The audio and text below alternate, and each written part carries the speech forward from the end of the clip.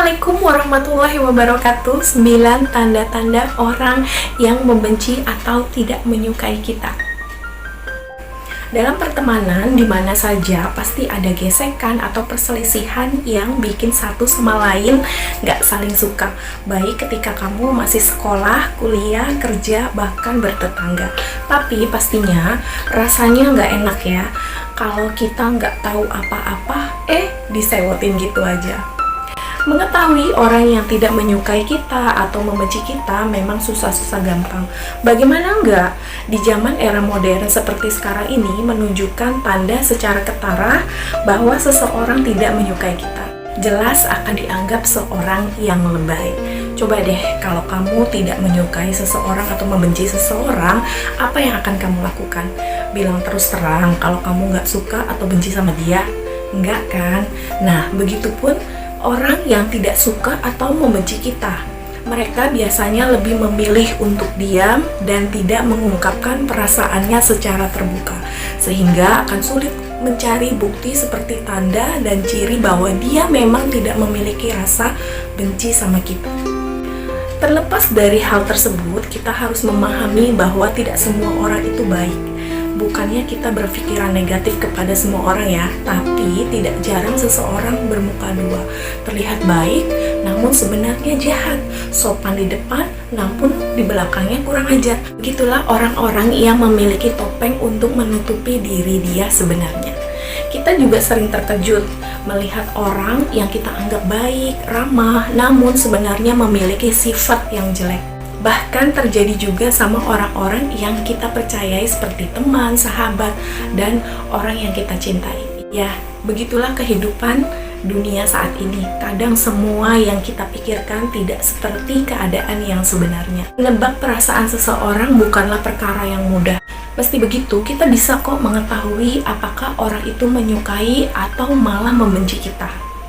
Semua orang di dunia ini ingin diakui keberadaannya, disukai, dan diterima dengan tangan yang terbuka oleh orang-orang yang ditemuinya. Saking inginnya, tidak sedikit orang bahkan rela merendahkan dirinya dan berpura-pura menjadi orang lain. Melakukan sesuatu yang tidak kita sukai menjadi seseorang yang bukan dirinya sendiri, bahkan rela berbohong hanya agar bisa diterima oleh kelompok tertentu. Nah, hal-hal ini sebenarnya cukup lumrah terjadi ya. Jangan salah, orang yang melakukannya sangat tahu bahwa apa yang mereka lakukan salah dan kebohongannya akan terbongkar suatu saat nanti. Sayangnya, keinginan untuk diterima kadang sangat tinggi hingga membuat kita kehilangan akal sehat. Dan faktanya, tidak peduli seberapa baik kita memperlakukan orang dan apa yang kita lakukan untuk mereka, akan selalu ada orang yang tidak menyukai kita. Memang pahit, tapi itulah kenyataannya. Ada banyak alasan mengapa kebencian muncul kepada diri kita. Itulah mengapa ada trik psikologis yang bisa kamu coba untuk menghadapi orang yang membenci kamu tanpa alasan. Seperti kata pepatah, tidak akan ada asap kalau tidak ada api. Selalu ada banyak alasan kenapa seseorang bisa memendam rasa tidak suka bahkan kebencian. Bisa jadi karena kita telah melakukan sebuah kesalahan yang merugikannya, atau bisa juga karena sikap kita yang kelewatan. Tetapi apapun penyebabnya, jauh lebih penting bagi kamu untuk mengetahui cara menghadapinya. Ketika seseorang tidak menyukai kita, dendam dan rasa tidak aman adalah dua perasaan pertama yang akan muncul. Dan untuk menghindari itu, kita tentu harus tahu siapa yang tidak suka pada kita, dan untuk mengetahuinya, kita simak ciri atau tanda-tanda orang yang tidak menyukai kita atau membenci kita. Yang pertama, menjaga jarak. Bisa dibilang nih merupakan salah satu tanda yang paling sering muncul saat seseorang tidak menyukai kita. Mereka biasanya menunjukkan perasaannya secara terang-terangan atau justru memilih untuk menyembunyikannya. Meski begitu, rasa tidak suka bukanlah sesuatu yang mudah untuk disembunyikan. Sejauh apapun dia berusaha menjaga jarak dari kamu, tetap saja rasa tidak suka itu akan terlihat baik dari ucapan yang ketus atau perilaku yang buruk.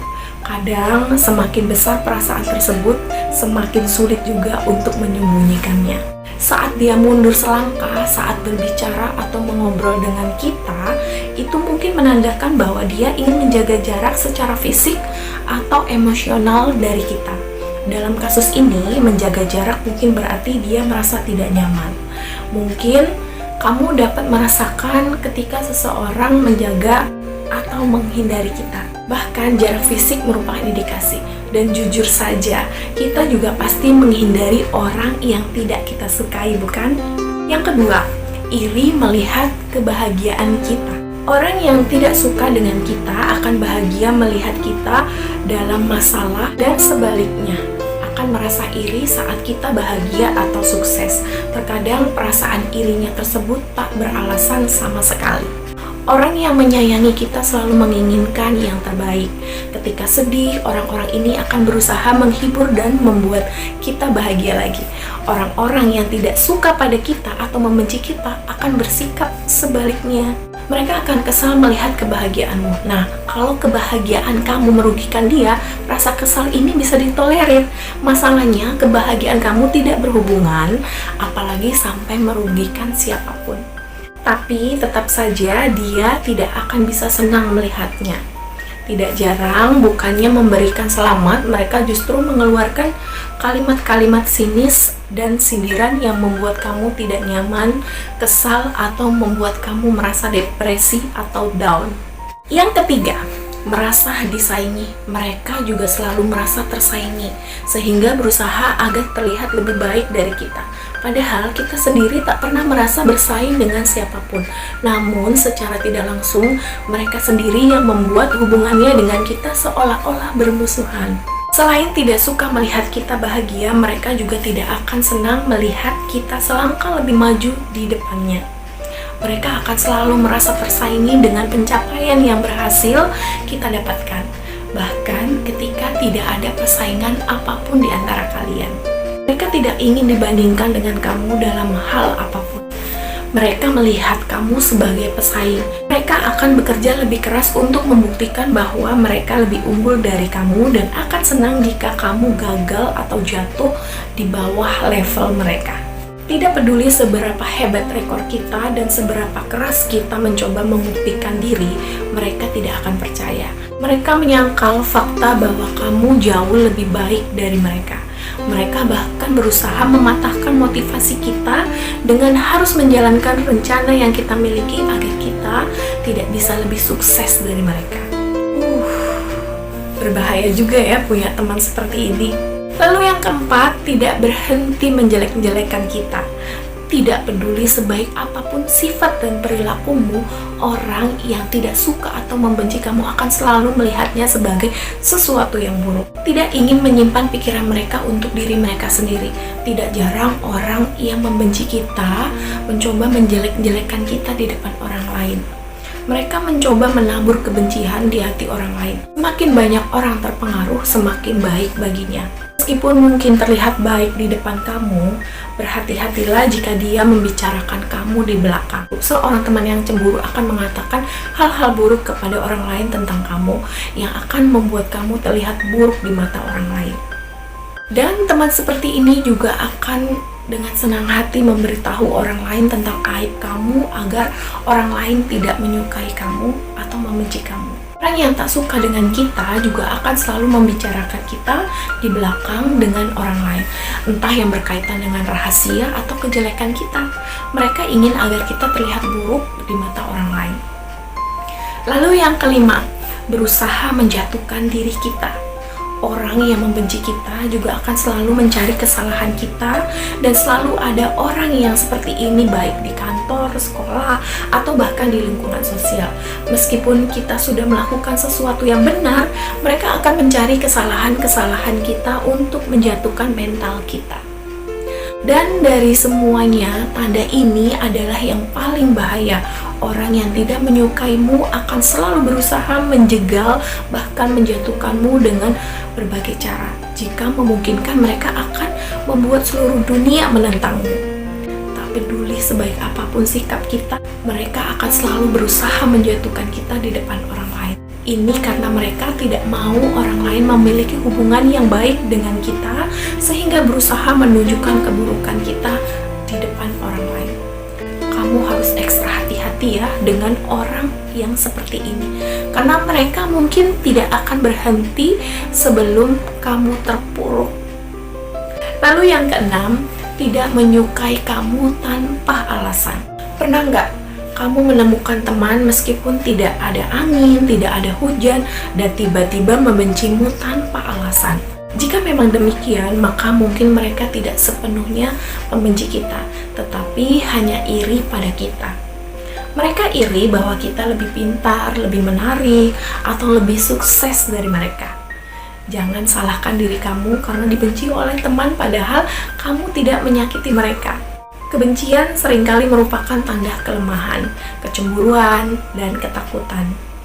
Mereka membenci karena kamu melakukan apa yang mereka tidak bisa, tidak mau dia lakukan, atau terlalu takut untuk mencoba. Lalu yang ketujuh, ingin tahu tapi berkedok simpati. Teman yang cemburu mungkin berpura-pura bersimpati dengan kamu, tetapi di balik layar mereka sebenarnya ingin tahu tentang masalah kamu. Mereka mencoba menggali rahasia kamu dan bahkan kelemahan kamu untuk membuktikan bahwa kamu tidak sebaik teman yang cemburu itu. Mereka bahkan mungkin ingin tahu tentang hidup kamu untuk menggosipkannya kepada orang lain. Serem banget ya punya teman yang diam-diam cemburu dan berusaha menjatuhkan kita. Untuk ini, kamu perlu berhati-hati untuk menemukan teman seperti ini. Yang kedelapan, selalu berkomentar tanpa ada solusi. Setiap orang mengatakan bahwa setiap teman yang kita miliki akan ada yang suka berkomentar mengenai hal-hal tentang diri kita. Entah itu pakaian atau barang yang kita punya. Tapi jika orang itu aslinya membenci kamu, dia akan terus berkomentar yang negatif, yang intinya membuat diri kita tidak percaya diri dan kamu merasa menyesal sudah mempunyai barang itu. Sehingga ketika kamu meminta pendapat kepadanya, dia pun akan mengalihkan topik pembicaraan. Dan yang terakhir, selalu follow akun media sosial yang kamu miliki. Seringkali kita merasa dikepoin oleh seseorang sampai dia ingin tahu semua akun media sosial kita. Awalnya dia meminta secara langsung kepada kita, namun setelah kita memfollow akunnya, selang beberapa hari sudah tidak menjadi follower kita lagi. Kaget nggak? Selain itu, komentar yang kita berikan seringkali diabaikan. Kadang orang itu berkata, jangan di-tag ya aku nanti, aku nggak mau kalau sampai di spam. Nah, komentar ini mungkin menjadikan kamu sedih sesaat, tetapi ketahuilah dia malu dengan orang-orang yang menjadi followernya ketika mereka tahu kamu dekat dengannya. Yap, mengetahui bahwa ada orang yang tidak suka pada kita memang membuat perasaan jadi tidak nyaman, antara merasa tidak aman, bingung, tapi juga kesal. Membiarkan masalah seperti ini begitu saja meski takut, cobalah untuk menyelesaikan semuanya dengan baik sebelum semuanya menjadi lebih runyam. Mayoritas orang bahkan tidak segan langsung mengkonfrontasi hal itu yang berakhir dengan keributan. Nah, kamu tidak bisa melakukan itu kan? Sebelum menemui orang yang bersangkutan, ada baiknya kalau kita lebih dulu melakukan introspeksi. Ada baiknya kalian segera meluruskan masalah biar tercipta harmoni dalam lingkungan kalian hidup sehari-hari. Nah, itulah 9 tanda-tanda seseorang yang membenci atau tidak menyukai kita. Apa kamu pernah mengalaminya? Apa nih pendapat kamu tentang seseorang yang memiliki tanda-tanda tersebut? Menjengkelkan bukan? Yuk, share di kolom komentar. Semoga bermanfaat. Sudah saatnya lah kamu dan saya melakukan hal yang benar. Assalamualaikum.